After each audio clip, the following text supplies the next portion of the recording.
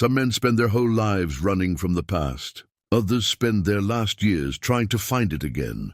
Wade Granger, a weathered cowboy in his early 60s, bought an abandoned bank in a forgotten ghost town, a place where old memories lived and died. His plan was simple: settle down, live out his remaining years in peace. But when he forced open the rusted vault that hadn't been touched in 40 years, he didn't find money or gold. He found letters from Annabelle, the only woman he ever loved, the schoolteacher who vanished after a bank robbery decades ago.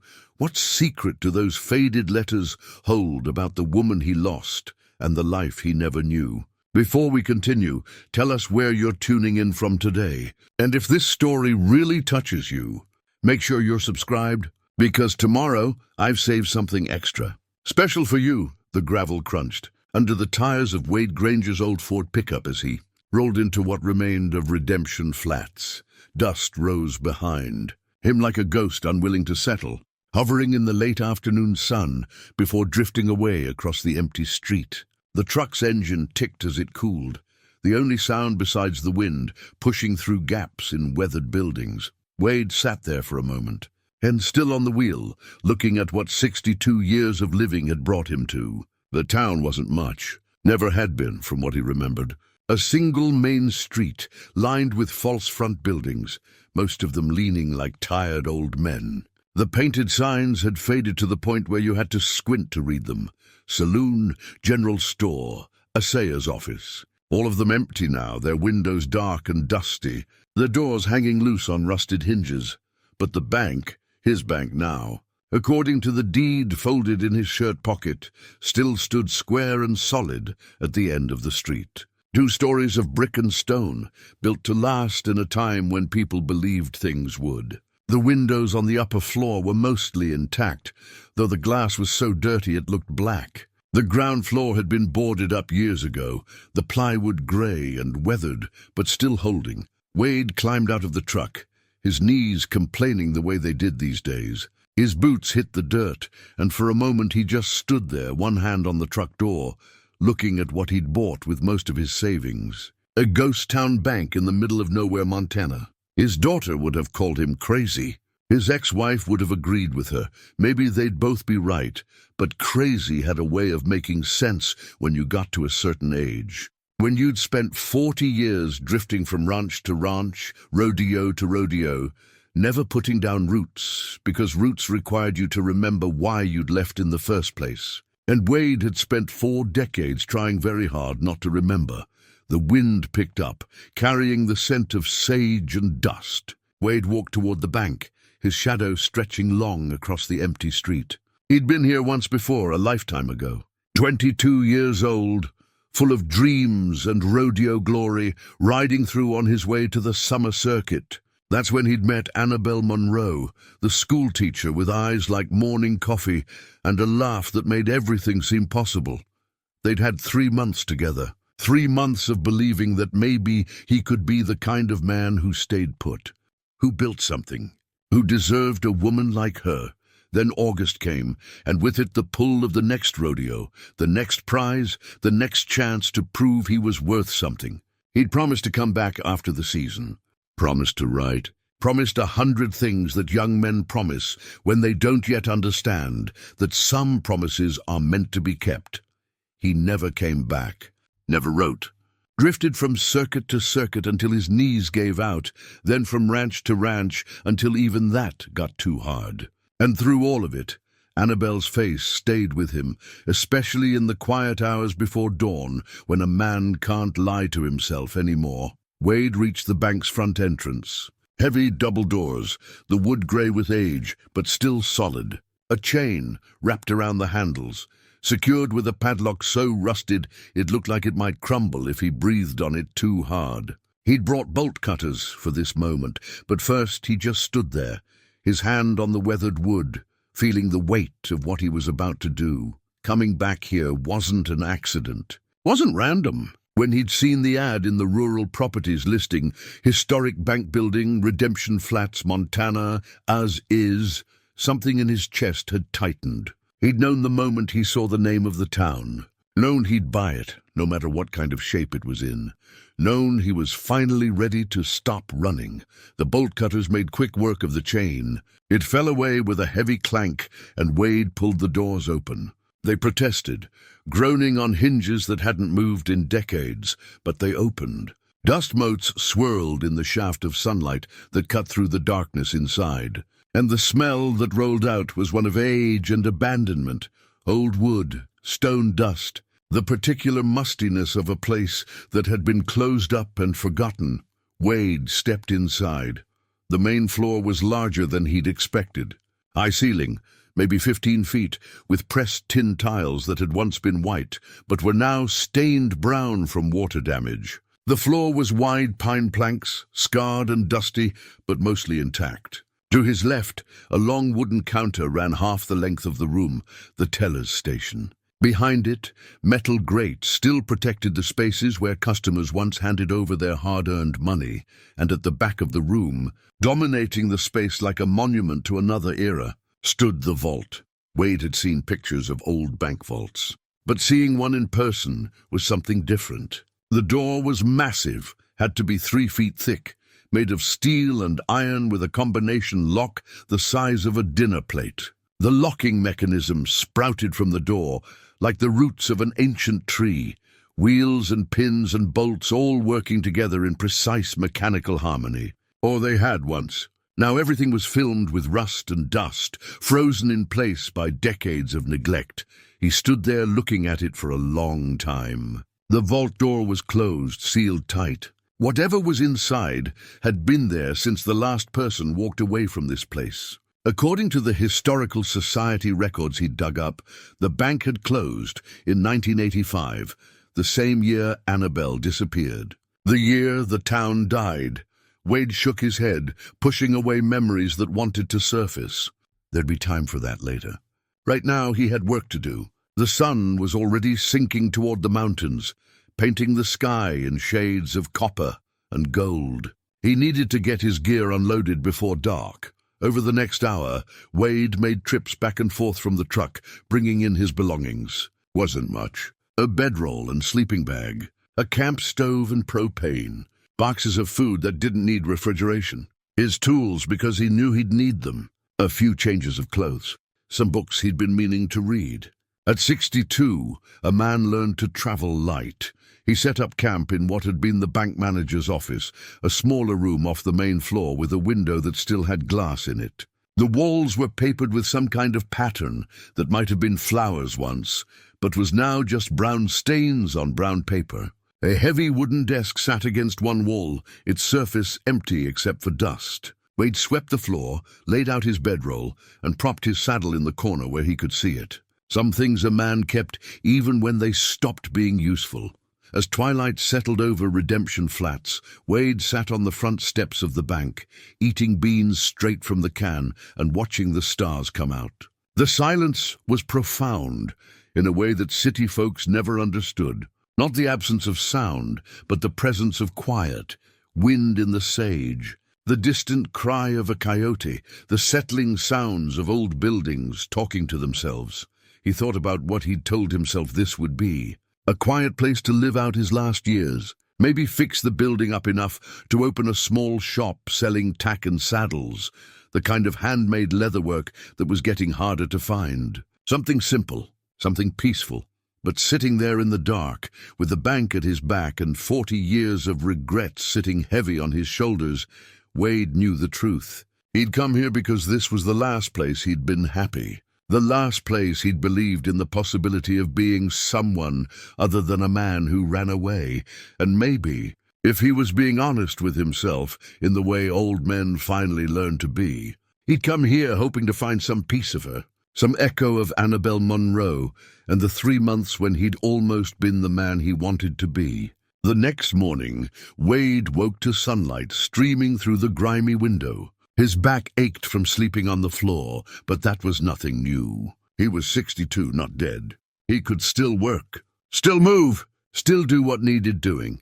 He spent that first week making the place livable, swept out years of accumulated dust and debris, pried the boards off the lower windows, letting light flood the main floor. The glass was too dirty to see through, So he hauled water from the creek a mile away and spent an afternoon scrubbing until the windows were clear enough to see the mountains in the distance. He fixed the front doors so they'd close properly, replaced broken floorboards, patched the worst of the holes in the ceiling. The work was good, kept his hands busy and his mind from wandering too much, but through all of it, the vault stood at the back of the room, like a question he wasn't ready to answer.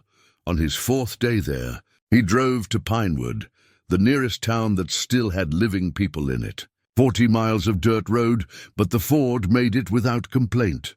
He needed supplies, real food, better tools, maybe some lumber if he could find any. What he found was Ezra's general store and Ezra himself. The old man had to be pushing 80, thin as a fence post and twice as weathered. But his eyes were sharp when Wade walked in, and sharper still when Wade mentioned he'd bought the old bank in Redemption Flats.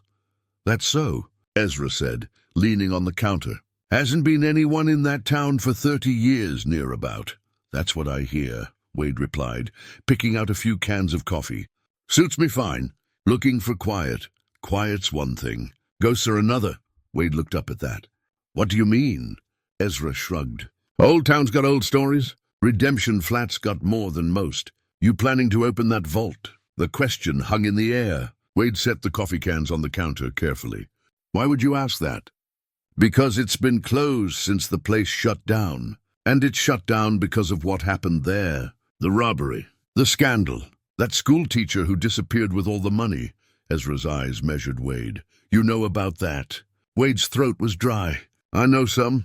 Well," Ezra rang up his supplies. "Don't expect you'll find any money in there if that's what you're thinking.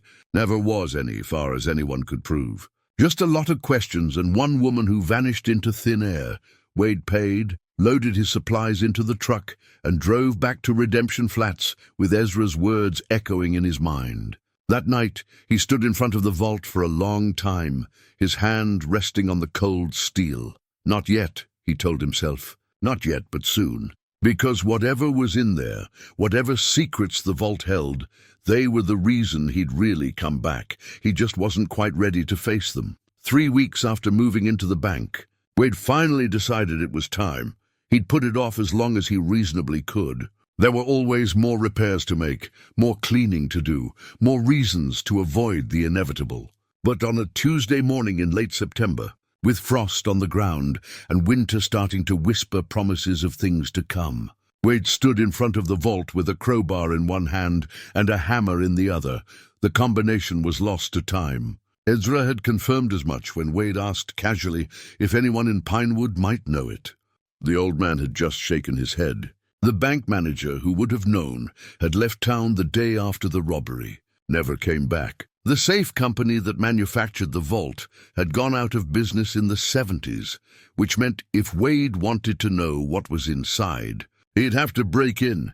He'd spent the last 2 days studying the mechanism, running his hands over the steel, feeling for weaknesses. The vault door itself was impregnable, designed to withstand everything short of dynamite. But time and rust were their own kind of force. The hinges, massive as they were, had begun to corrode. The locking bolts that held the door in place were seized with age. Wade positioned the crowbar into the gap between door and frame, right at the top hinge. He'd learned patience in his years working ranches. You didn't force a stubborn horse or a stuck gate. You worked with it, found its weakness, applied pressure where it mattered. He leaned his weight into the crowbar. Nothing. He tried again, throwing more strength into it. The crowbar slipped, and he caught himself against the vault door, breathing hard. "Come on, you stubborn piece of metal," he muttered. "I'm too old for this to take all day." He repositioned, planted his feet better, and pulled. For a long moment nothing happened. Then, with a sound like a groan from deep in the earth, something gave. A shower of rust fell from the top hinge, and the door shifted, just a fraction of an inch, but it moved. Wade felt a surge of something in his chest. Not quite hope, not quite fear. Something in between. He worked the crowbar into the gap he'd created, then used the hammer to drive it deeper. More rust fell. The groaning sound grew louder. He pulled, pushed, leveraged, using every bit of strength and stubbornness he had left in him. His shoulders burned, his back protested. But the door was moving now, fraction by fraction, pulled away from the frame by its own rusted weight and Wade's determination. With a final screech of protesting metal, the top hinge gave way completely. The massive door sagged, still held by the bottom hinge and the locking bolts, but no longer sealed tight. A gap opened between door and frame, maybe 3 inches wide. Air that had been trapped for 40 years sighed out, carrying the smell of old paper and time. Wade stood there for a moment, chest heaving, sweat running down his face despite the morning cold. His hands were shaking. He told himself it was just the exertion, but he knew better. He'd come this far. No sense in stopping now.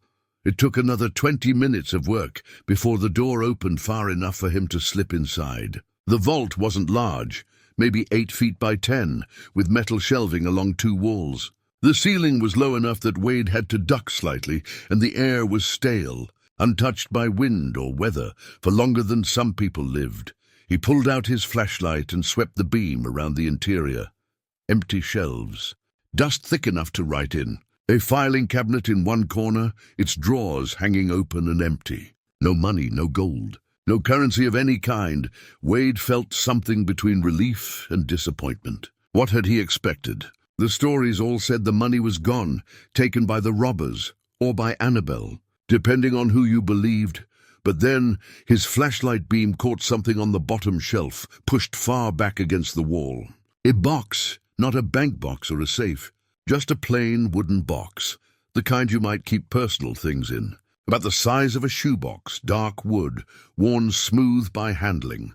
Wade's heart started beating harder. He crossed the small space and reached for it, surprised at how light it was. He carried it out of the vault and into the main room, where natural light could reach it properly.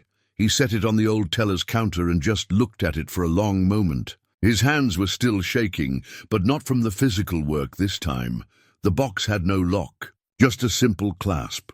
Wade opened it. Inside, wrapped in a piece of faded blue cloth, was a bundle of letters, 17 of them, bound together with a ribbon that had once been red but had faded to the color of rust. The envelopes were yellowed with age, the handwriting on them in a flowing script he would have recognized anywhere, even after 40 years. His name, Wade Granger, over and over on every envelope, and in the upper left corner of each one, in the same careful hand, Annabelle Monroe. Wade's knees went weak. He pulled over a stool and sat down hard, the box of letters trembling in his hands. For a long moment he couldn't breathe, couldn't think, couldn't do anything but stare at his name written in her hand. She'd written to him. 17 letters. And somehow they'd ended up locked in a vault in an abandoned bank instead of in his hands where they belonged. With fingers that felt clumsy and thick, Wade untied the ribbon and picked up the first envelope. The postmark was faded but readable. June 15th, 1985, 2 months after he'd left Redemption Flats. 2 months after he'd promised to write, and hadn't. He opened it carefully, afraid the old paper might crumble. Inside was a single sheet, covered front and back in Annabelle's careful writing. Wade took a deep breath and began to read. My dearest Wade, I know you're on the circuit and probably haven't had time to write yet, but I needed to put these words down. Needed to believe that somehow, someday you'll read them. I'm pregnant, Wade, with your child. Our child. I found out for certain yesterday, though I've suspected for a few weeks now. I'm scared, and I'm happy, and I'm so many things at once that I don't know what to feel most. I tried to reach you through the Rodeo Association, but they said you'd moved on from the last venue before my telegram could reach you. So I'm writing instead, praying this finds you somehow. I'm keeping the baby. That's decided. But Wade, I need you to know that something's wrong here in town. Something bad is happening at the bank. Mr. Hutchins, the manager, he's been acting strange, nervous, and there are meetings late at night with Judge Caldwell and Sheriff Briggs that I'm not supposed to know about. I overheard something I shouldn't have. I don't want to write it down in case this letter gets intercepted, but I'm frightened.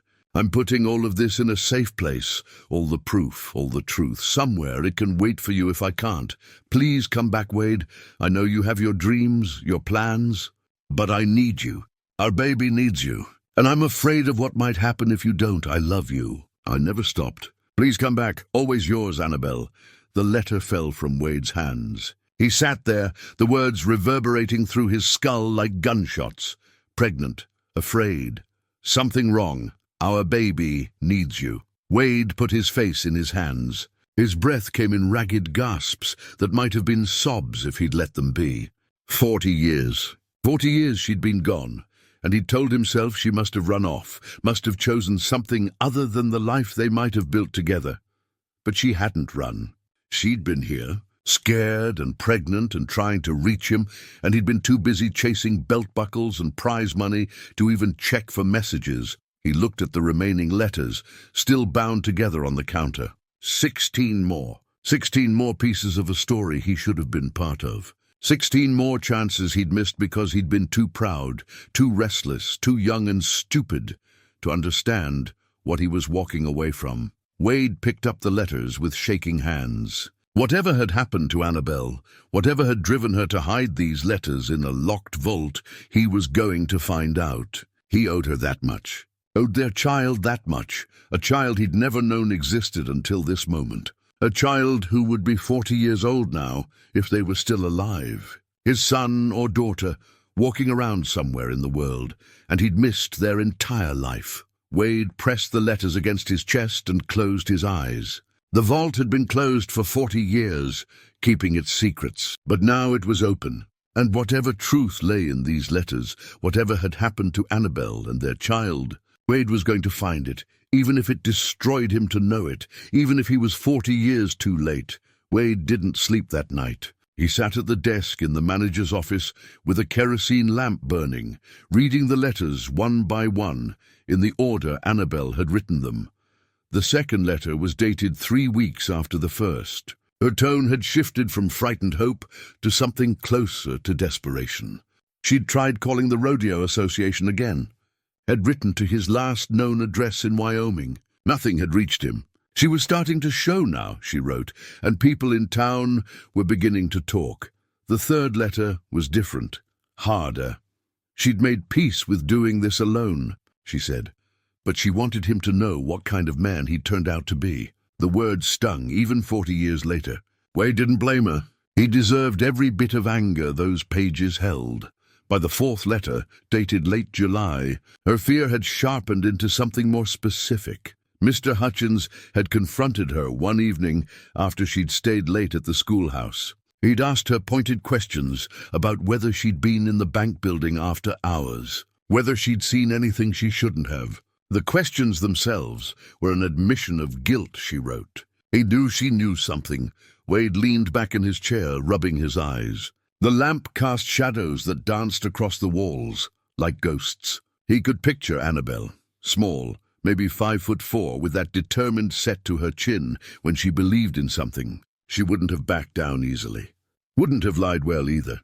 She'd always been terrible at deception, wearing her feelings right there on her face for anyone to see. The fifth letter confirmed his suspicions.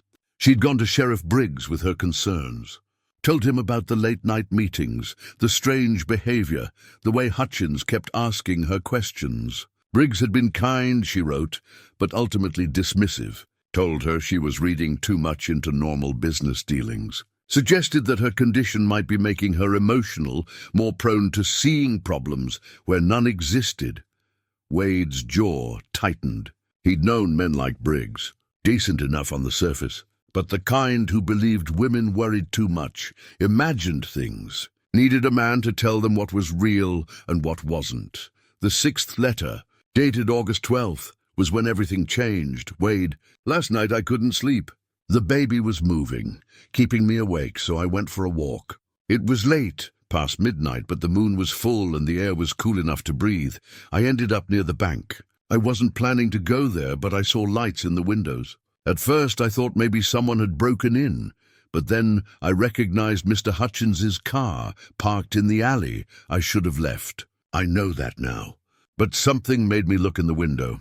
I saw Hutchins with Judge Caldwell and two other men I didn't recognize. They had the vault open, Wade. They were taking out stacks of money and putting them in satchels. I watched them for maybe 5 minutes, trying to understand what I was seeing. Then Judge Caldwell looked up and saw me. Our eyes met through the window. I ran as fast as a 6 months pregnant woman can run, which isn't very fast. I heard them calling after me, but I didn't stop. I made it home and locked the doors. This morning Hutchins came to see me. Very polite, very calm. He said they'd noticed someone watching the bank last night, and they were concerned about prowlers. Said the town needed to stick together, especially with a young mother-to-be in our midst. Said it would be terrible if anything happened to jeopardize the safe arrival of the baby. It was a threat, Wade, as clear as if he'd put a gun to my head. I don't know what to do. I can't go to the sheriff. He's part of this. I can't leave town without money, and even if I could, where would I go? I'm 7 weeks from my due date. I'm going to gather proof. Whatever I can find that documents what they're doing. I'll hide it somewhere safe, somewhere that might survive even if I don't. If you ever come back, if you ever read this, promise me you'll find out what happened. Promise me you'll clear my name, because I know they're going to try to blame me for whatever they're doing.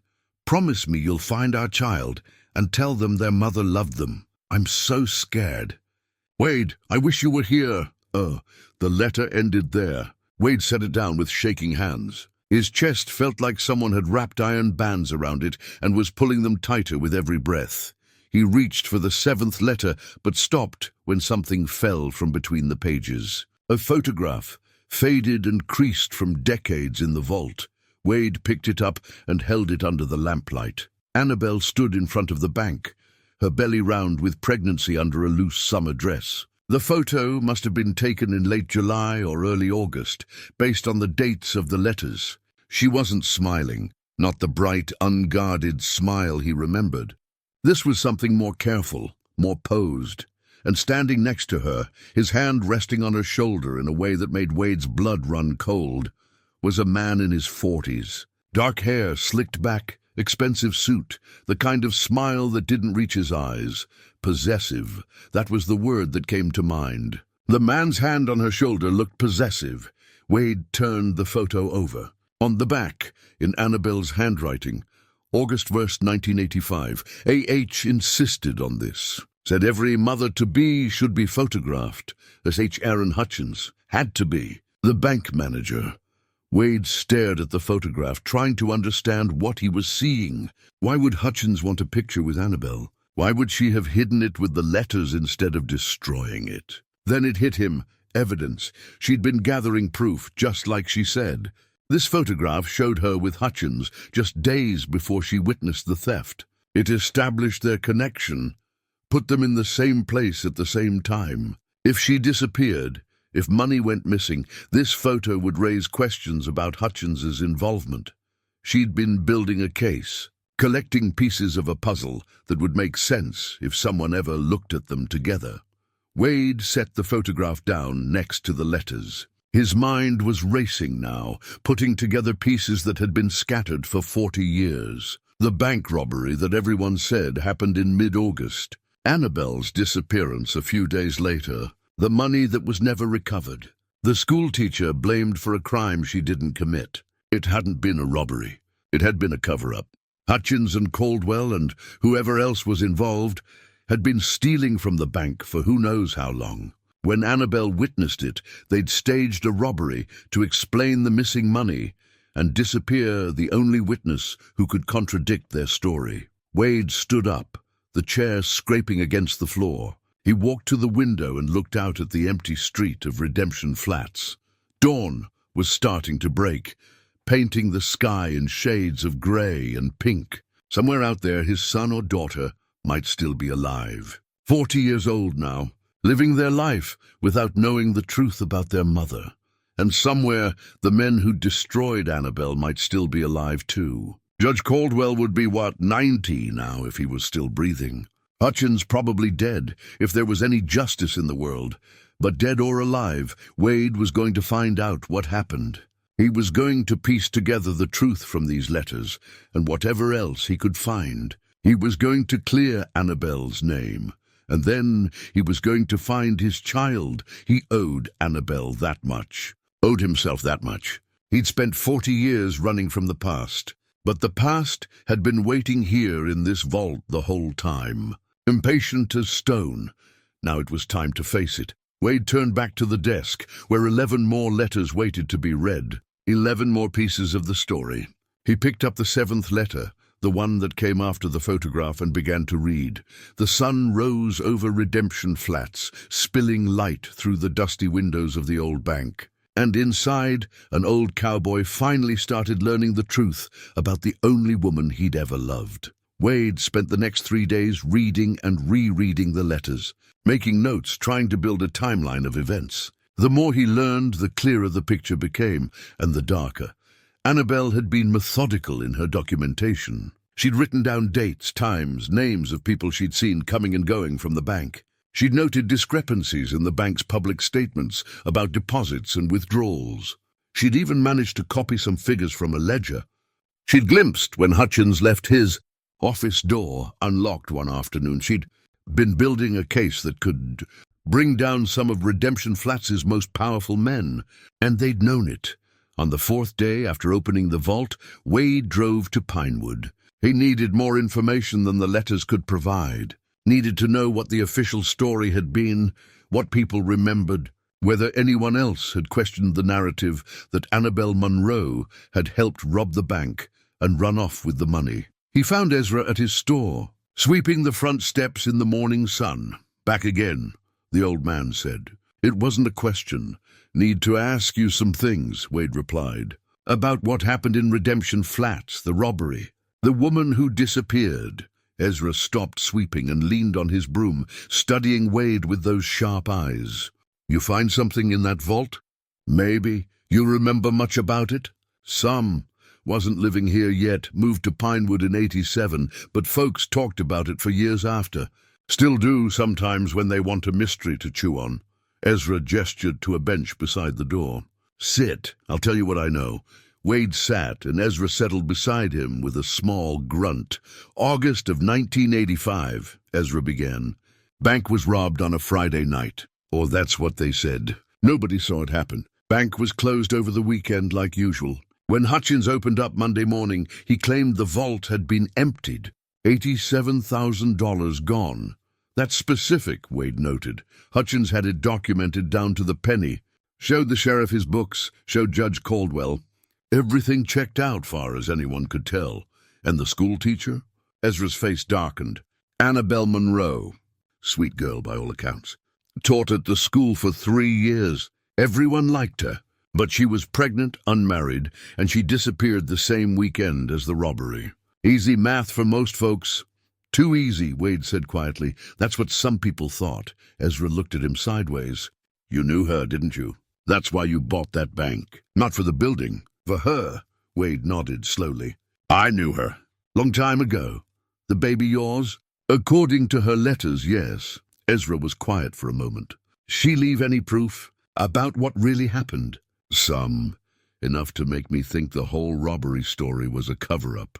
But I need more. Need to know what people said at the time, whether anyone questioned the official version." "There was one person," Ezra said. "Martha Colby, lives on the edge of town. White house with blue shutters. She was Annabelle's landlady, rented her a room above the dress shop she used to run. Martha never believed the girl stole that money. Made a fuss about it to anyone who'd listen." Wade stood. "She's still living there?" "Far as I know. Fair warning, though. Martha's got to be pushing 90. Sharp as ever, but she's got her ways. Don't take kindly to people wasting her time." Wade found the house easily enough. White with blue shutters, just like Ezra said, with a garden in front that was meticulously maintained despite the late season. He knocked on the door and waited. The woman who answered was small and bird-like, her white hair pulled back in a bun. But her eyes were bright and clear, and they took Wade's measure in about 3 seconds. "You're not selling anything," she said. "Too old for missionaries." "So what do you want?" "My name's Wade Granger. I want to talk to you about Annabelle Monroe." Something shifted in Martha's face. She studied him more closely, then nodded once. "You better come in." Her living room was neat and comfortable, filled with photographs and the kind of furniture that had been built to last. She gestured Wade to a chair and settled herself across from him. "You're the cowboy," she said. It wasn't a question. Wade blinked. How did you—" "Annabelle talked about you.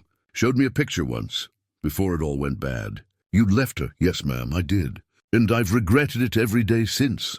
Martha's expression softened slightly. "She loved you. Even when you were gone, even when everything fell apart, she still loved you." "Foolish girl, can you tell me what happened?" "The real story, not what the town decided was true. The town decided what Judge Caldwell and Sheriff Briggs told them to decide," Martha said sharply. "But I knew that girl. Knew her character. She wasn't a thief and she wasn't a liar. She witnessed something," Wade said. "Something at the bank. So she did tell someone." Martha leaned forward. "She came to me 3 days before she disappeared. Terrified, poor thing. Said she'd seen men stealing from the bank and they knew she'd seen them. Asked me what she should do. I told her to leave town, go to the state capitol, go to the federal marshals. But she said she couldn't travel that far, not 7 months pregnant. Did she tell you who she saw?" "Aaron Hutchins for certain." "Judge Caldwell. She thought Sheriff Briggs might have been there too, but couldn't swear to it. And there were 2 others she didn't recognize." Wade absorbed this. "What happened to her?" Martha's face crumpled just for a moment before she pulled herself together. "She disappeared on a Saturday night. I found her room empty Sunday morning. Her things were all there, but she was gone. I went straight to the sheriff, but Briggs said she must have run off. Then Monday the bank reported the robbery, and suddenly everyone was saying Annabelle stole the money. You didn't believe it." "Course I didn't. That girl barely had 2 nickels to rub together. If she'd had $87,000, you think she'd have left everything behind? Her clothes, her books, even the music box her mother gave her?" Wade's throat was tight. "What do you think happened to her?" Martha met his eyes, and in them he saw old grief and older anger. "I think they killed her, Mr. Granger. I think those men murdered that poor girl to keep her quiet. And they've been lying about it for 40 years.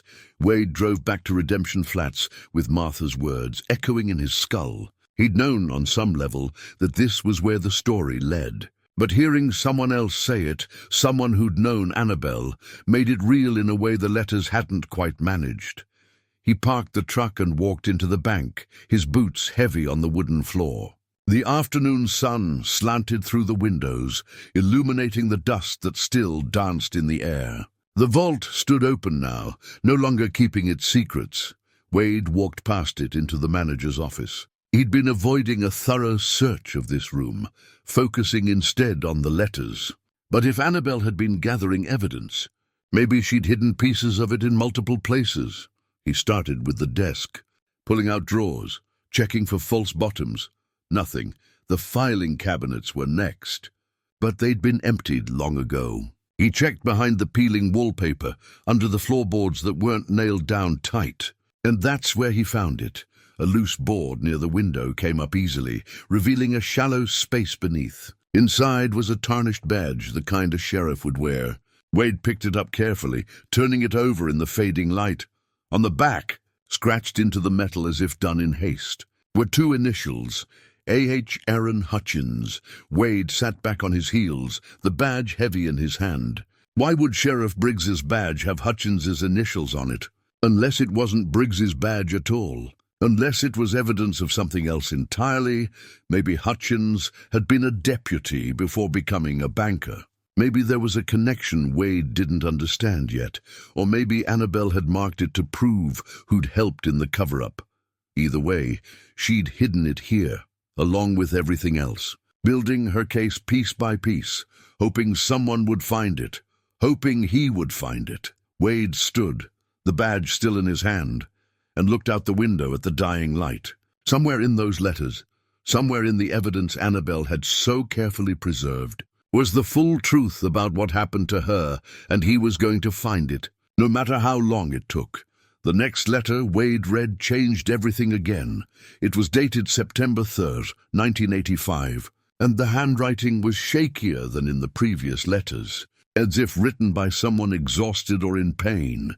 "Wade, the baby came 3 days ago. A boy. I named him James William, after your father. You told me about him that night by the creek, remember? How he taught you to ride. How he was the kind of man who kept his promises. I hope our son grows up to be that kind of man. I hope he never knows what it's like to be afraid the way I am now. They've been watching me, Wade, ever since I saw them at the bank. Hutchins drives past my room every evening. Sheriff Briggs stopped by the hospital, very concerned, very kind, asking when I'd be well enough to travel, suggesting that maybe a fresh start in another town would be good for me and the baby. I know what they're really saying. Leave or be silenced. I'm putting this birth certificate with the other papers. If anything happens to me, if they do what I think they're going to do, maybe someday you'll find it. Maybe you'll find our son. I've already made arrangements with the Hendersons, the couple who run the dry goods store. They can't have children of their own, and they're good people. If I disappear, they'll take James. They'll raise him right. I've failed at so many things, Wade. Failed to make you stay. Failed to protect myself. Failed to stop what's happening here. But I won't fail James. One way or another, he'll be safe. I love you. I'm sorry I wasn't enough to make you come back. Wade's hands were shaking so hard he nearly dropped the letter. He set it down carefully, then dug deeper into the box. There, tucked beneath the remaining envelopes, was a folded piece of paper, official, legal, the seal of the state of Montana in the upper corner.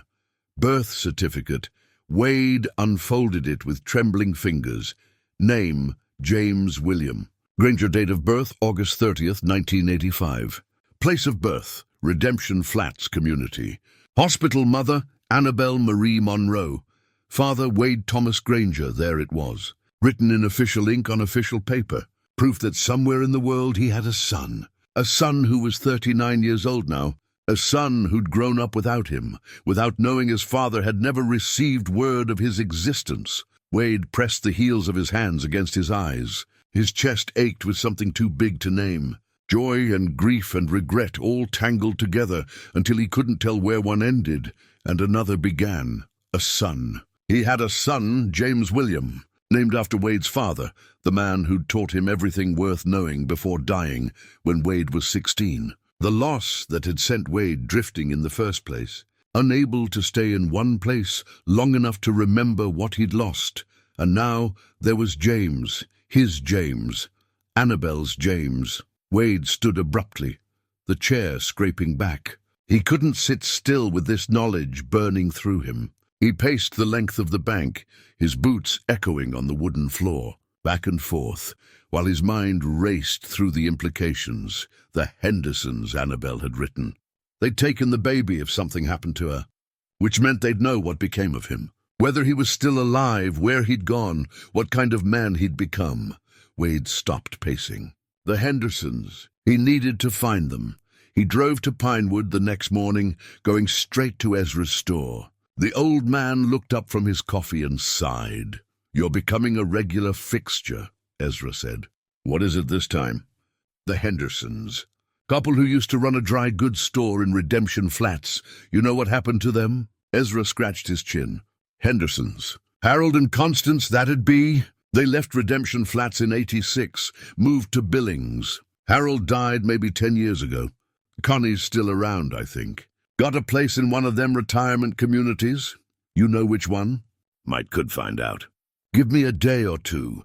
Wade spent those 2 days reading the rest of the letters. Each one tore at him. Annabelle's fear growing, her preparations becoming more desperate. The final letter was dated September 12, 1985, just 5 days before the bank reported the robbery. "Wade, if you're reading this, then I'm gone. Dead or disappeared, it amounts to the same thing. They're closing in. I can feel it. Judge Caldwell came to see me yesterday, all smiles and concern. Said the town fathers were worried about my welfare. Offered to help me relocate somewhere more suitable for a young mother. I told him I was fine here, that I'd found good work and good friends and planned to stay. His smile never wavered, but his eyes, Wade, his eyes were dead. Like looking at a snake. I've left everything in the vault. All the proof, all the evidence. The real ledger showing what Hutchins has been stealing. Documentation of the transfers. Names of the men involved. It's all there, hidden where they won't think to look. James is with the Hendersons now. They'll keep him safe. They'll love him the way I wish we could have loved him together. Tell him about me, if you find him. Tell him I wasn't what they said I was. Tell him his mother loved him more than her own life, and Wade, forgive yourself. For leaving, for not writing, for not being here. I forgive you. I never stopped loving you, and that's the truth. Be happy, my love. Find peace. Live the life we should have lived together, and know that I'll be watching over you both, always and forever. Annabelle. Wade sat in the empty bank, that final letter in his hands, and let himself cry for the first time in 40 years. Great, wrenching sobs that came from somewhere deep in his chest. From all the years of running and regret and refusing to feel the weight of what he'd lost, he cried for Annabelle, who died trying to do the right thing. For James, who'd grown up without his real parents. For himself, for the man he could have been if he'd just stayed. If he'd just kept his promises. When the tears finally stopped, Wade felt emptied out, hollow, but also strangely lighter, as if something he'd been carrying for decades had finally been set down.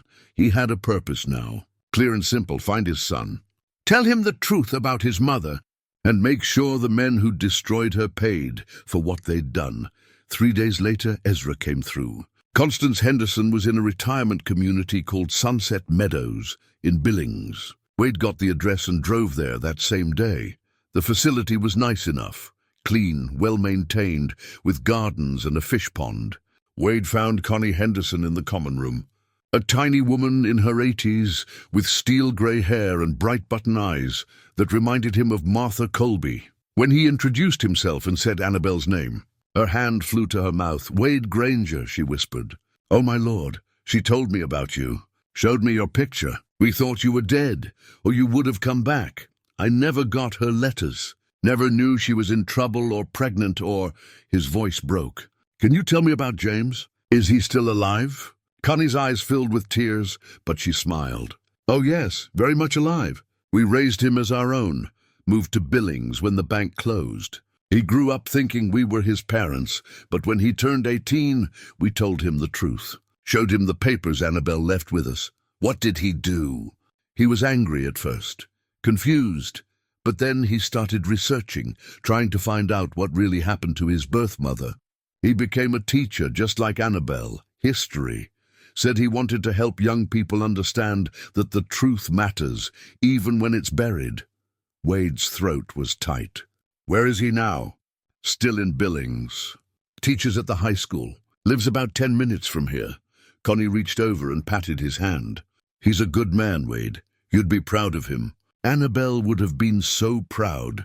Wade sat there, this stranger's hand on his, and felt the weight of 40 years shift and settle into something new. Not quite hope, not quite peace, but something in that direction. "I need to see him," Wade said quietly. "I know you do." But Wade, he spent years looking for answers about Annabelle. If you've found something, if you know what really happened, that's the gift you can give him. The truth. That's all he's ever wanted. Wade nodded. He had the truth now. 17 letters and a lifetime of regret, but he had the truth, and tomorrow he'd give it to his son. Before meeting his son, Wade decided he needed every piece of the puzzle Annabelle had left behind. He drove back to Redemption Flats and spent 2 days methodically searching every inch of the bank building. The letters had mentioned she'd hidden the real ledger, but he hadn't found it in the vault with the letters, which meant she'd put it somewhere else, somewhere even more secure. Wade started in the manager's office and worked his way through every room, every closet, every space large enough to hide something. He tapped walls, listening for hollow spots, pried up more floorboards, checked ceiling tiles and ventilation ducts. On the second day, in what had been a storage room on the upper floor, he found another loose board. Beneath it was a larger space, and in that space was an oilcloth bundle. Wade unwrapped it carefully. Inside was a leather-bound ledger, its pages filled with neat columns of numbers and names. At the top of each page, in small, precise handwriting, "Actual accounts, A.H. private record." Wade sat on the dusty floor and began reading. The ledger went back 3 years, documenting systematic withdrawals that never appeared in the bank's official records. Small amounts at first, 100 here, 200 there, but as the months progressed, the amounts grew larger. By the summer of 1985, Hutchins was taking $2,000 or $3,000 at a time.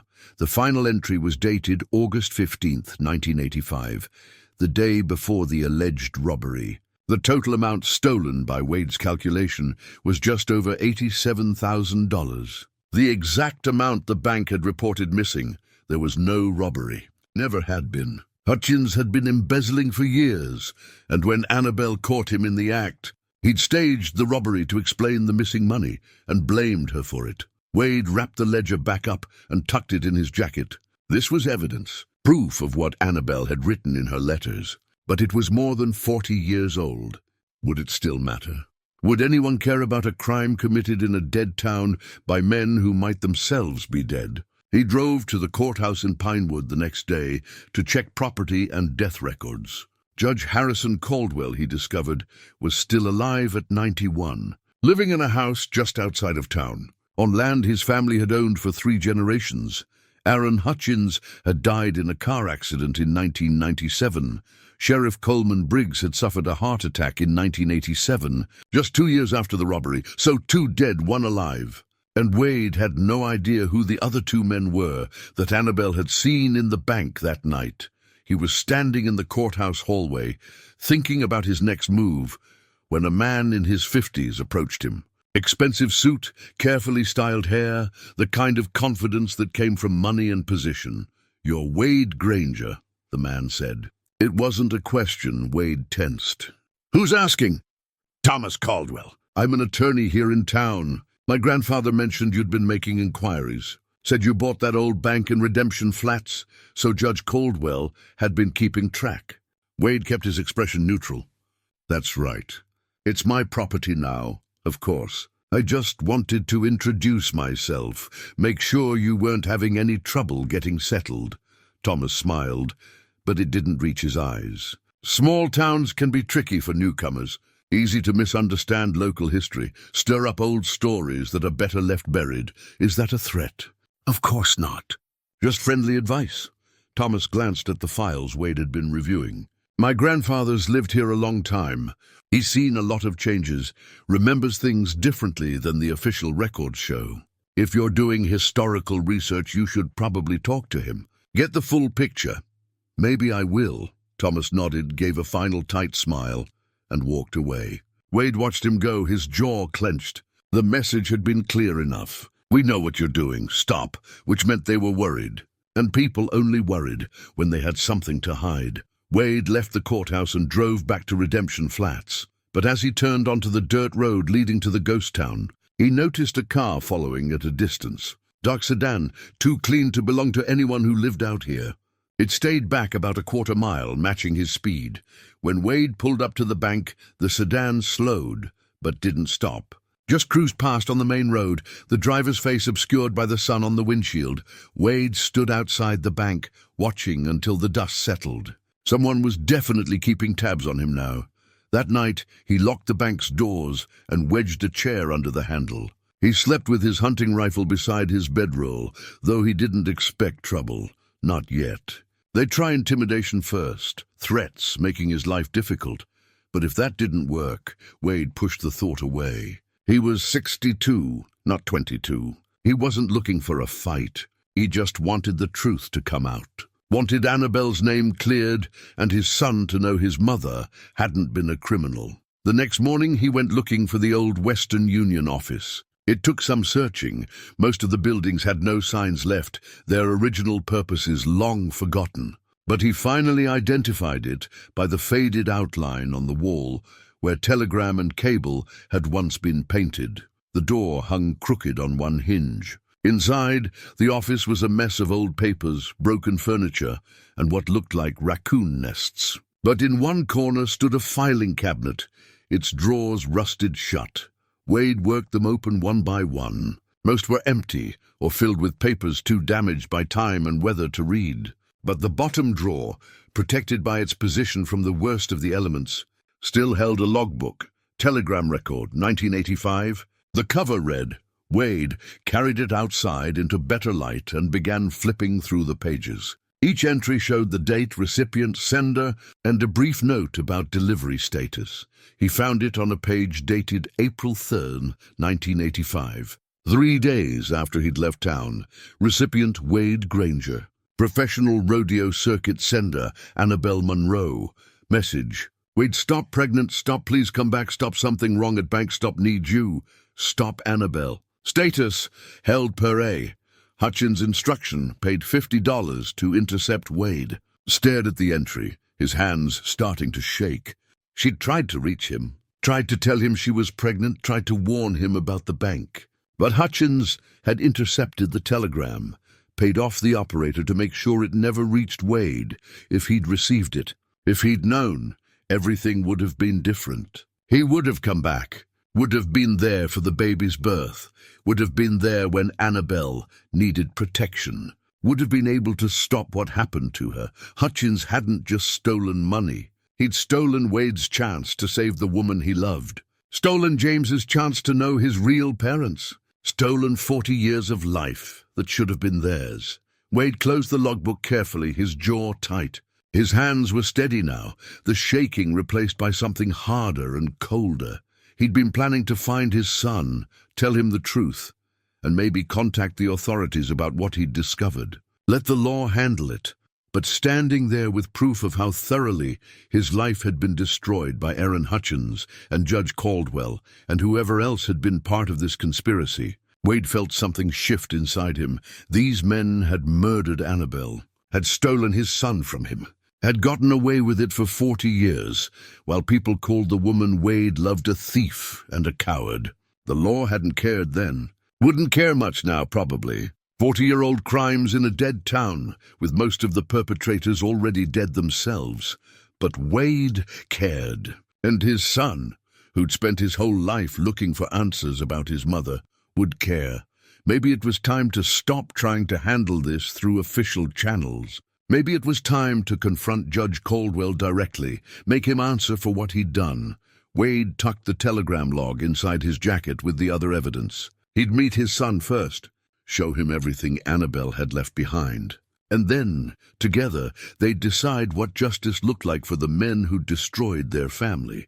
He started walking back to his truck, but stopped when he saw fresh tire tracks in the dust. Someone had been here while he was in the Western Union office. He could see boot prints leading up to the bank's front door, circling the building, then returning to where a vehicle had been parked, checking on him, making sure he knew he was being watched. Wade looked at the empty street, the abandoned buildings, the vast Montana sky stretching overhead. Let them watch. Let them worry. Because he wasn't backing down now. He had a son to meet and a promise to keep. And 40 years of anger that finally had a place to go. Wade spent that evening in the bank, going through the ledger one more time by lamplight. He wanted to make sure he understood every detail before he drove to Billings to meet his son. The numbers told a clear story. Systematic theft over 3 years, carefully documented by Hutchins himself. Probably as insurance, in case his partners tried to cut him out or blame everything on him. But as Wade examined the final pages more closely, he noticed something he'd missed before. The very last page had different handwriting. Not Hutchins's precise script, but something more hurried. Written in pencil rather than ink. Wade held the page close to the lamp, angling it to catch the light better. Found this July 28th in Hutchins' desk. He doesn't know I have it. What do I do? Can't go to Sheriff. Briggs is named in earlier pages. Can't trust Judge Caldwell. His name is everywhere. I'm going to hide this with everything else and wait. Wait for Wade. Wait for someone who can help. A.M. Annabelle's handwriting. She'd found Hutchins's personal record of the embezzlement and taken it, probably realizing it was her best proof that she wasn't involved. And she'd correctly identified that the very people she should have been able to turn to for help were part of the conspiracy. Wade turned the page and found something else, a piece of paper, folded and tucked behind the last page of the ledger. He unfolded it carefully. It was a list. 8 names, with amounts of money next to each one. Aaron Hutchins, $35,000. Harrison Caldwell, $25,000. Coleman Briggs, $12,000. Robert Keene, $8,000. Marcus Powell, $5,000. Town Development Fund, $2,000. Wade recognized Hutchins, Caldwell, and Briggs. But Keene and Powell were new names. He'd need to research them, find out who they'd been, whether they were still alive. But the thing that made his blood run cold was the date at the top of the page, August 30th, 1985, the day James was born. Someone had been dividing up the stolen money while Annabelle was in the hospital giving birth to Wade's son. They'd already been planning the cover-up. The timing couldn't be coincidence. Wait until the unmarried schoolteacher had the baby, then make her disappear and blame her for the theft. Neat, simple, and it had worked for 40 years. Wade set the list down and picked up the last letter again. The one Annabelle had written September 12th. She'd known, had known they were coming for her. That's why she'd put James with the Hendersons. Why she'd hidden everything so carefully. She'd been buying time, hoping Wade would eventually come back, hoping someone would care enough to look, and he had come back. 40 years too late to save her. But not too late to tell the truth. Wade carefully repacked all the evidence, the letters, the ledger, the telegram log, the sheriff's badge, the photograph, the birth certificate. He wrapped everything in the same oilcloth Annabelle had used and secured it. Tomorrow he'd drive to Billings, show his son what kind of woman his mother had been, what she'd done to protect him and preserve the truth. But as he was getting ready to sleep, he heard a sound outside. The creak of a board, careful and deliberate. Someone was on the front steps. Wade grabbed his rifle and moved silently to the window. In the moonlight, he could see a figure standing at the door, trying the handle. When it didn't open, the figure moved to a window, testing it. Wade aimed the rifle at the ceiling and fired once. The shot echoed through the empty town like thunder. The figure at the window jerked back, stumbled, then ran. Wade heard an engine start, saw headlights flash on, and a truck peeled away down the main street. He stood there in the dark, his heart pounding, the rifle still warm in his hands. That was more than intimidation. Someone had been trying to break in, trying to get to the evidence maybe, or trying to scare him badly enough that he'd leave. Wade didn't sleep the rest of that night. He sat in the manager's office with the rifle across his lap and the evidence package beside him, watching the windows until dawn broke. The next morning, he loaded everything into his truck and drove straight to Billings. No more delays. He needed to see his son, needed to get the evidence somewhere safe. The bank in Redemption Flats wasn't secure enough anymore. He found the high school easily enough. Class was in session, so Wade waited in the parking lot, watching students come and go during passing periods. Teachers too, though he didn't know which one might be James. When the final bell rang and students started streaming out, Wade got out of his truck and walked toward the main entrance. A man in his late 30s came out, carrying a stack of papers, talking to a student about an assignment. He was tall, Wade's height, with dark hair starting to gray at the temples. And when he smiled at something the student said, Wade saw Annabelle in that smile. His son. That was his son. Wade stood frozen, watching James Henderson. His name would be Henderson, the name of the people who raised him, interact with his students, patient, kind, the way Annabelle had been. The student left, and James started toward the parking lot. He was heading right past where Wade stood. James Henderson. Wade's voice came out rougher than he intended. James stopped and looked at him. Up close, the resemblance to Annabelle was even stronger. Same eyes, same shape to his jaw. But there was something of Wade in him too, the way he stood, the set of his shoulders. Yes. Can I help you? My name is Wade Granger. He watched those words land, saw recognition flare in James's eyes. I think we need to talk. They sat in a coffee shop 2 blocks from the school. James had gone pale when Wade introduced himself, but he'd agreed to talk. Now he sat across from Wade, hands wrapped around a cup he hadn't touched, waiting. I never knew, Wade said quietly. About you, about what happened to your mother. I never got her messages, never knew she needed me. My parents, the Hendersons, they told me about you when I turned 18. Said you were a rodeo cowboy who left before you knew Mom was pregnant. James's voice was carefully neutral. I looked for you. Tried to find you. But you'd moved around so much, used cash for everything, never stayed in one place.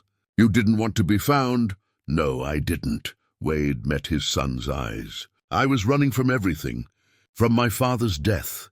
From the idea of settling down. From being the kind of man who made commitments. I've regretted that for 40 years, but regret doesn't change the past. Why now? Why are you here? Because I bought the old bank in Redemption Flats, and when I opened the vault, I found letters from your mother. Wade pulled out the oilcloth package.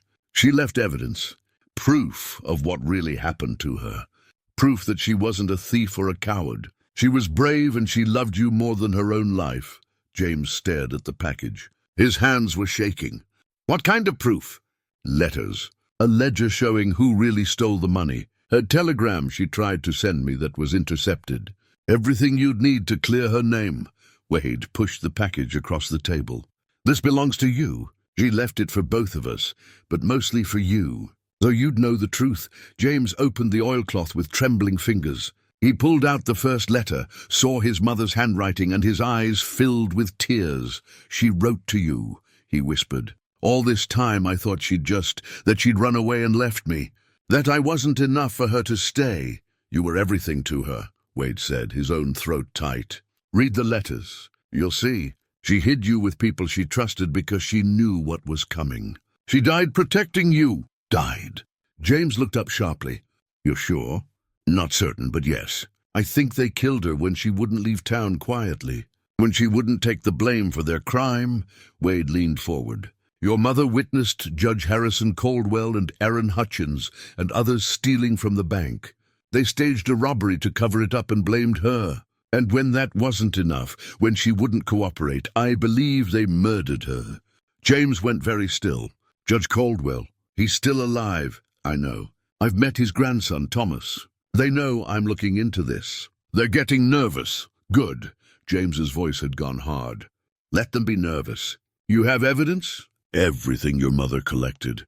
It's old, but it's solid. Then we go to the authorities. We file charges. We can try, Wade interrupted gently. But I've been thinking about this. It's 40 years old. Most of the men involved are dead. The ones who aren't are rich and powerful and connected. The law didn't help your mother then. I'm not sure it'll help her now. James looked at the letters in his hands, then back at Wade. What are you suggesting? I'm suggesting we talk to Judge Caldwell directly. Make him answer for what he did. Make him tell us what happened to Annabelle. Get the truth, even if we can't get legal justice. That's dangerous. If he helped kill my mother, then he's dangerous anyway. But he's 91 years old, and we have evidence that could destroy what's left of his reputation. He'll talk to us. Wade paused. I'm going whether you come or not. But I hoped you might want to be there. For your mother. James sat silent for a long moment, looking at the package of letters and evidence. Then he looked up at Wade, and in his eyes was something hard and determined. When do we go? They didn't go immediately. James, he insisted Wade call him Jim, said that's what his friends called him, needed time to process everything. Time to read the letters, to understand what his mother had gone through. Wade checked into a motel in Billings and spent the next 3 days with his son. They sat in Jim's modest apartment, drinking coffee and talking about things they'd never had the chance to discuss. Wade told stories about Annabelle, about the summer they'd spent together 40 years ago. Jim shared what the Hendersons had told him about his mother, the few memories they'd preserved for him. On the second day, Jim pulled out a file box from his closet. I've been researching her for 20 years, he said, setting it on the table. Ever since Mom and Dad, the Hendersons, told me the truth. I wanted to know what really happened. Wade looked through the box. Newspaper clippings about the robbery? Death certificates, Sheriff Briggs, Aaron Hutchins, others. Property records, court documents. Jim had been thorough, building a case from public records and whatever information he could scrape together. I knew the official story didn't make sense, Jim said. My mother was a teacher. She'd saved up enough money to buy a small house, had plans to open a tutoring center. She was building a life here. Why would she throw it all away to steal money and run? She wouldn't, Wade said. And she didn't. I found out that Judge Caldwell's family owns half the county. The courthouse, the best farmland, even the bank building after it closed. I always thought it was suspicious that they bought it so quickly after the robbery, but I couldn't prove anything. Wade thought about that. He wanted to control the crime scene, make sure any evidence left behind stayed hidden. Exactly what I thought. Jim pulled out another document. And look at this. Sheriff Briggs died of a heart attack in 1987. His widow received a very generous settlement from the county. More than a sheriff's pension should have been. Hush money, Wade said. After Briggs died, someone paid his widow to stay quiet about whatever he knew. That's what I figured. But without proof, without something concrete, I couldn't do anything with it. The people I talked to, the few who remembered those days, they'd just shake their heads and say Annabelle must have done it, because why else would she disappear? Jim's voice was tight with old anger. I knew they were wrong. I knew my mother. But knowing and proving are different things. Not anymore, Wade said. Now we have her letters, her evidence, the truth in her own words. On the third day, while going through the package one more time to organize everything, Wade found something they'd missed before. Behind the birth certificate, pressed flat against the back of the wooden box, was a small leather-bound book. A diary. Wade pulled it out carefully and opened it. Annabelle's handwriting filled the pages, but these weren't letters to him. These were her private thoughts, her daily observations, her fears. He and Jim read it together, taking turns with the fragile pages. The diary started in May 1985, just a few weeks after Wade left town. The entries were sporadic at first. Notes about her teaching, her pregnancy, her hopes for the future. But by July, the tone had changed. Annabelle wrote about seeing Hutchins acting strangely, about overhearing fragments of conversations she wasn't meant to hear, about the feeling of being watched. One entry, dated July 29th, made Wade's blood run cold. I found the ledger today, hidden in Hutchins's desk, in a false bottom drawer. I wasn't snooping. He'd asked me to file some papers for him, and the drawer stuck. When I pulled it too hard, the bottom came loose, and there it was. I shouldn't have read it. Should have just put it back. But I couldn't help myself. And now I wish I'd never seen it.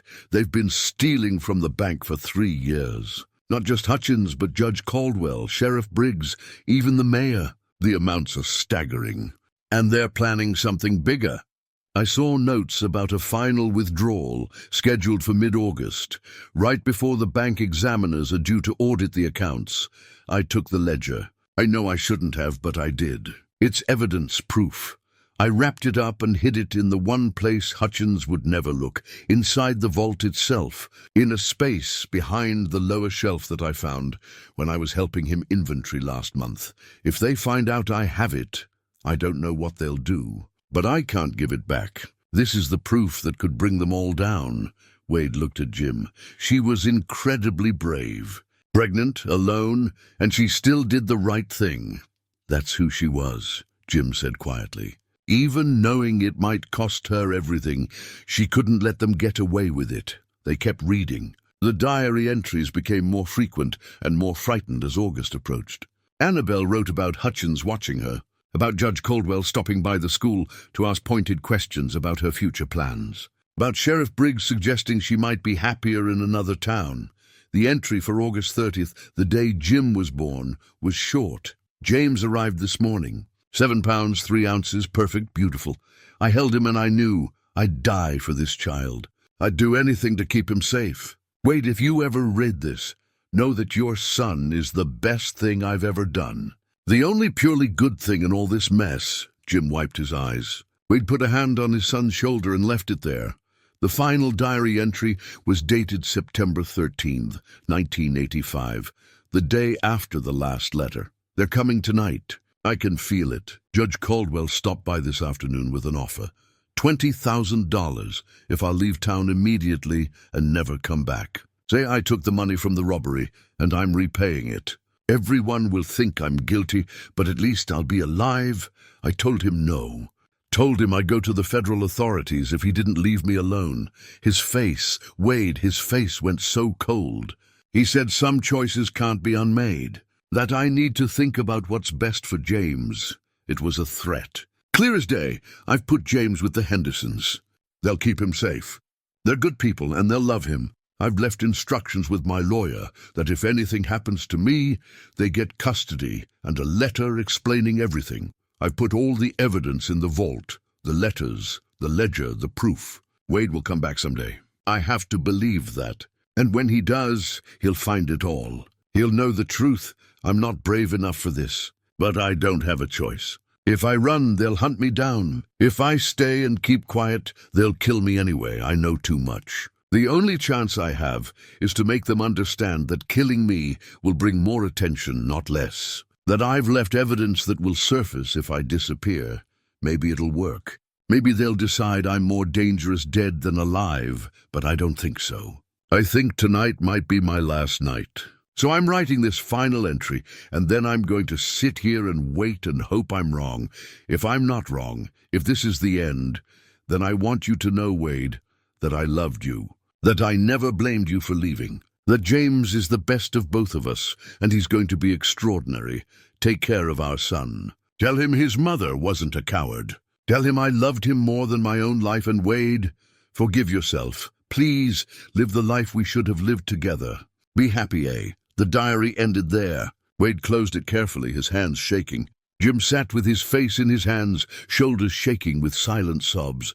They sat like that for a long time, father and son, mourning a woman they'd both loved and lost 40 years ago. Finally, Jim looked up. His eyes were red, but his voice was steady. We're going to make them pay for this. Yes, Wade said. We are. They spent the next 2 days preparing. Wade made copies of everything, the letters, the ledger, the diary, the telegram log. He gave one complete set to Martha Colby in Pinewood, with instructions to take it to the state police if anything happened to him or Jim. Another set went to Jim's lawyer friend in Billings, in a sealed envelope with the same instructions. Jim researched Judge Caldwell's current situation. At 91, the old man still lived in the family estate outside Pinewood. His grandson Thomas lived there too, managing the family's business interests. Harrison Caldwell was frail, but mentally sharp, according to local gossip. Still involved in county affairs, still respected, still powerful. His grandson doesn't know, Jim said. I've checked into Thomas Caldwell. Clean record, good reputation. He built his career honestly. I don't think he has any idea what his grandfather did. That might work in our favor, Wade said. A man like Thomas, he'll want to protect the family name. But if he's truly honest, he might also want to do the right thing. On the 6th day after their first meeting, Wade and Jim drove to Pinewood together. They decided to confront Caldwell at his home, with Thomas present if possible. They'd lay out all the evidence, demand answers, and record everything. They wouldn't go to the authorities first. This was personal.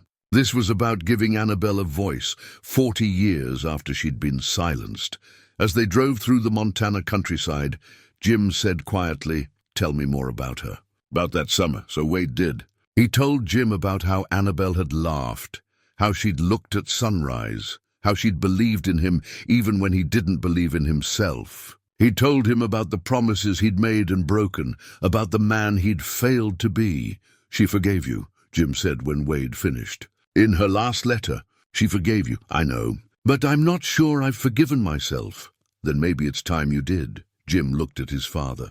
"We can't change the past, but we can honor her memory by finishing what she started, by making sure the truth comes out." Wade nodded. They were close to the Caldwell estate now. He could see the gates in the distance, the sprawling house beyond. "Whatever happens in there," Wade said, "I want you to know I'm proud of you. Your mother would be proud of you. The man you've become, the life you've built. That's her legacy, and yours," Jim said. "Like it or not, you're my father. I'm glad you came back. Glad we found each other." Wade felt something in his chest ease, a knot he'd carried for so long he'd forgotten it was there. "Me too, son. Me too." They pulled up to the gates and pressed the intercom button. Time to face the truth. Time to speak for Annabelle, who'd been silenced for too long. Time to bring 40 years of secrets into the light. Thomas Caldwell met them at the door himself, surprise registering on his face when he saw Wade. "Mr. Granger, I wasn't expecting—" "We need to speak with your grandfather," Wade said. "It's important." Thomas's eyes shifted to Jim, taking in his resemblance to Wade, the set of his shoulders that suggested he wouldn't be turned away easily. "This is about Redemption Flats, isn't it? About the old bank." "It's about the truth," Jim said. "We have evidence about what happened in 1985. Evidence your grandfather needs to see." Something flickered across Thomas's face. Concern, maybe, or the first hint of unease. But he stepped back and opened the door wider. "He's in his study." Fair warning, he's not as sharp as he used to be.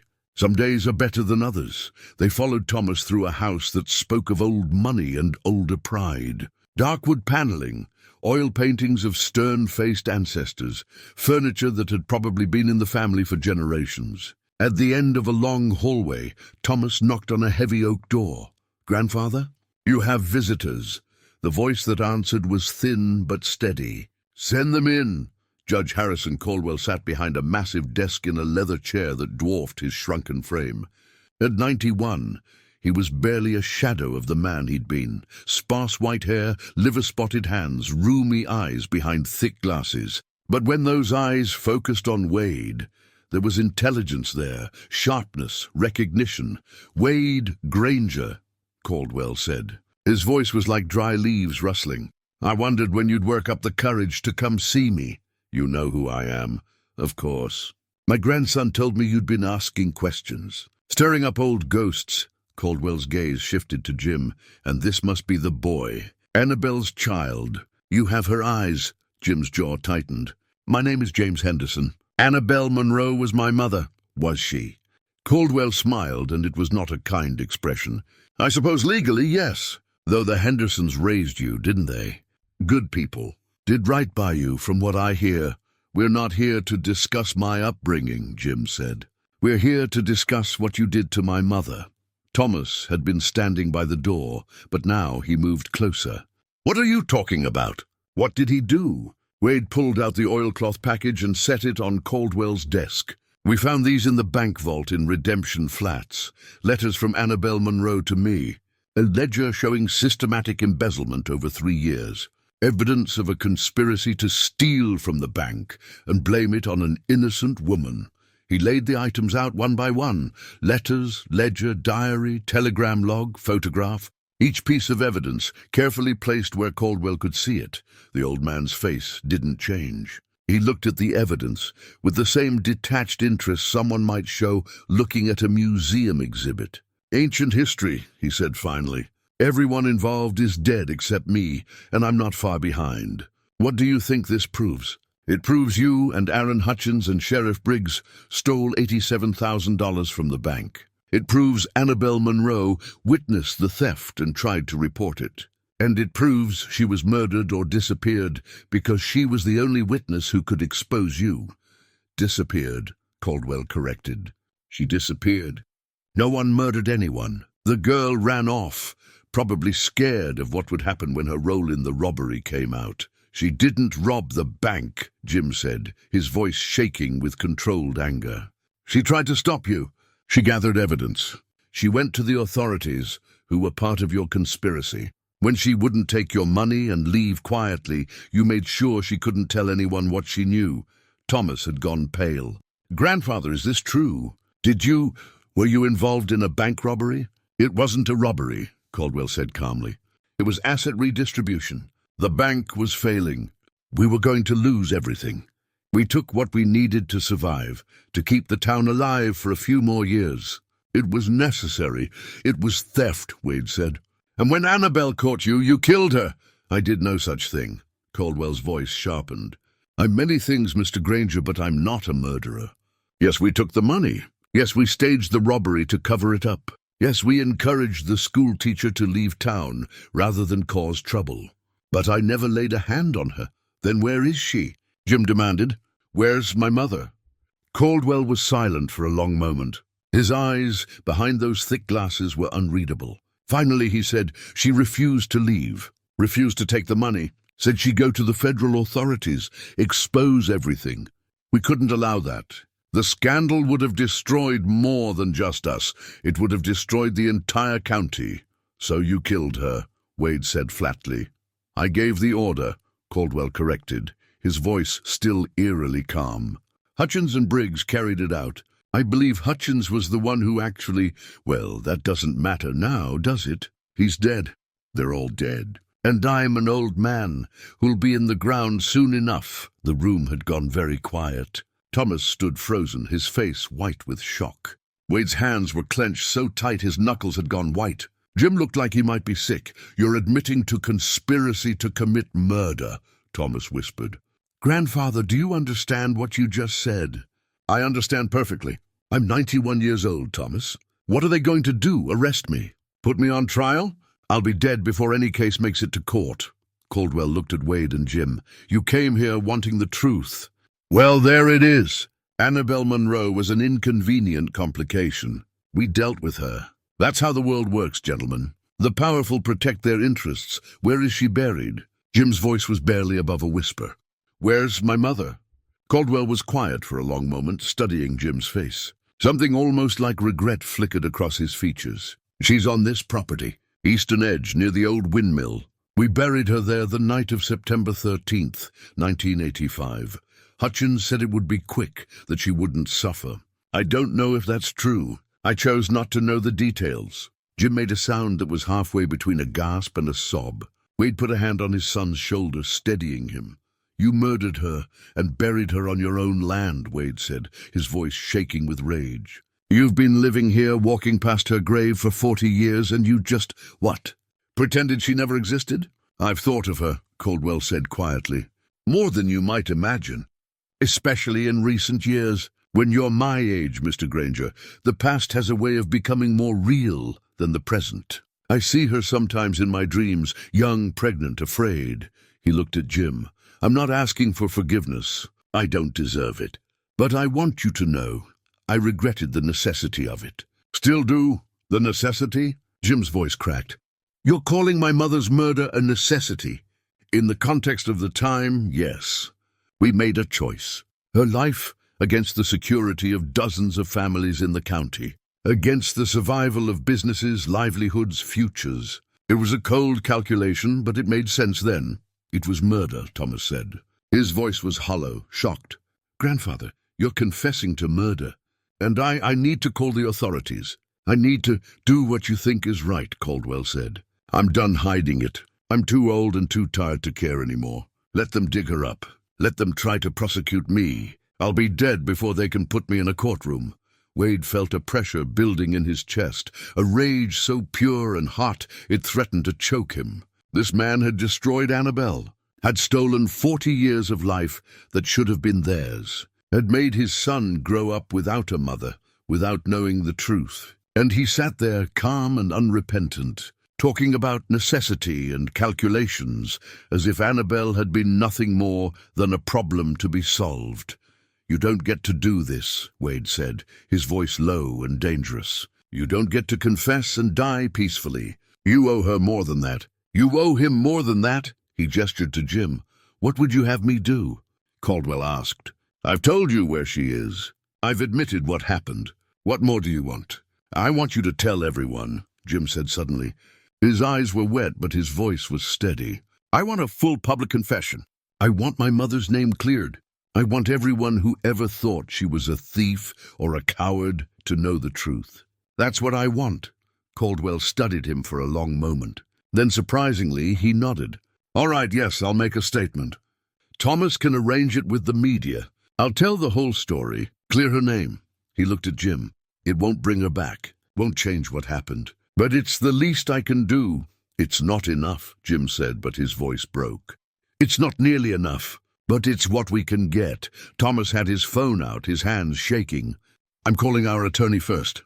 Then the county prosecutor. Grandfather, you're going to need— I don't need anything, Caldwell interrupted. Just make the arrangements. I'll tell them everything. The theft, the cover-up, all of it.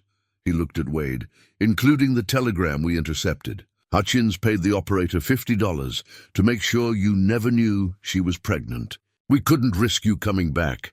Wade felt something break inside him. All those years, all that time he could have had with Annabelle, with his son, stolen by these men and their greed. His hand went to his jacket pocket, where he'd been carrying the last letter.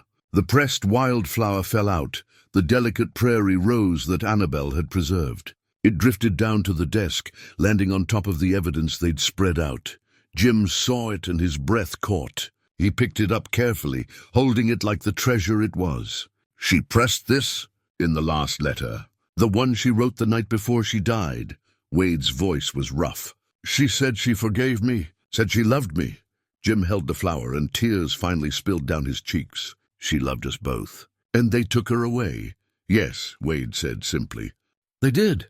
Thomas was talking quietly on the phone, his voice shaking as he explained the situation to someone. Caldwell sat in his chair, looking smaller and older than he had when they'd arrived. The confession had cost him something, Wade realized. Not enough, never enough, but something. We're going to find her, Jim said, looking at Caldwell. We're going to bring her home. Give her a proper burial. Make sure everyone knows what she did, why she did it. She deserves that much. Yes, Caldwell said quietly. She does. When they search the eastern edge of the property, near the windmill, they'll find her. I've kept the grave marked all these years. Just a stone, nothing with her name on it. But I always knew where she was. Wade and Jim left the study 20 minutes later. Thomas promised he'd coordinate everything. The police, the excavation, the public statement from his grandfather. His face was grey with shock and shame. But Wade could see he meant to do the right thing.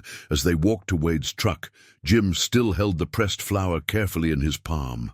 She left this for you, he said, as for us. A piece of herself. She left us more than that, Wade said, putting his arm around his son's shoulders. She left us the truth. And each other. They drove away from the Caldwell estate as the sun was setting, painting the Montana sky in shades of gold and crimson. Behind them, 40 years of secrets were finally coming into the light. Ahead of them, a chance to honor Annabelle's memory and build the relationship they should have had all along. It wasn't redemption, exactly. You couldn't redeem 40 years of mistakes. But it was something, a beginning, a chance to finally stop running and start living. 3 months later, on a clear Saturday morning in December, they laid Annabelle Monroe to rest in the Redemption Flats Cemetery. The state police had found her exactly where Caldwell said she would be, buried near the windmill on the eastern edge of his property. The forensic examination had confirmed what everyone already knew. She'd been murdered, struck from behind, probably never saw it coming. At least there was that mercy, Wade thought. At least she hadn't suffered long. Judge Harrison Caldwell had given his full confession to the county prosecutor, to the state police, and in a recorded interview that had been released to the press. The story had made headlines across Montana and beyond. A 40-year-old murder finally solved, a conspiracy of powerful men exposed, an innocent woman vindicated at last. Caldwell himself died 2 weeks after his confession, quietly in his sleep. Wade felt nothing about that. The old man had lived 91 years, which was 91 more than he'd given Annabelle. There was no justice in it, but there rarely was. Now the whole town of Pinewood had turned out for the funeral. Not just Pinewood. People came from across the county, people who remembered Annabelle or had heard her story. Martha Colby was there, dabbing at her eyes with a handkerchief. Ezra from the general store. Constance Henderson, who'd raised Jim and loved him like her own. And dozens of others, coming to pay respects to a woman who died trying to do the right thing. Wade stood beside Jim at the graveside as the minister spoke about courage and truth and the long road to justice. The casket was simple pine, but covered with flowers, prairie roses, Annabelle's favorite. They'd found that detail in her diary, and Jim had made sure they were there. When it came time to speak, Jim stepped forward. His voice was steady, though Wade could see the effort it cost him. My mother was 26 years old when she died, Jim said. She was a teacher, a daughter, a friend, and she was my mother, though I never got to know her. For 40 years, people believed she was a thief and a coward, but she was neither. She was brave. She stood up against powerful men who wanted to silence her. She gathered evidence knowing it might cost her everything. And when they came for her, she made sure her child was safe, made sure the truth was preserved for someone to find. Jim paused, looking at Wade. My father found that truth. Found the evidence she left behind. Found me. And because of her courage and his determination, everyone now knows what really happened. The record has been set straight. Her name has been cleared. He looked down at the casket. Mom, I wish I'd known you. Wish I'd had the chance to tell you how proud I am to be your son. But I know you now through your letters, your diary, your choices. And I promise you, your life mattered. Your death mattered. You won't be forgotten. Wade wiped his eyes as Jim stepped back. Then it was his turn. He moved forward, his hand resting on the casket for a moment. Annabelle, he said quietly, I'm sorry I wasn't there when you needed me. Sorry I didn't get your messages, didn't come back, didn't keep my promises. But I want you to know I found our son. He's a good man, a teacher like you. He's building a life full of meaning and purpose. You'd be so proud of him, his voice cracked. I'm proud of him, and I'm grateful for the time we have now, even though it came too late. I'll spend the rest of my days making sure people remember you the way you deserve to be remembered, as someone brave, someone good, someone who mattered. They lowered the casket into the Montana earth as the sun climbed higher. Wade and Jim each threw a handful of dirt onto the coffin, then stood there as others filed past to pay their respects. Martha Colby hugged them both, tears streaming down her face. She'd be so happy, the old woman whispered, knowing you two found each other. Knowing the truth came out.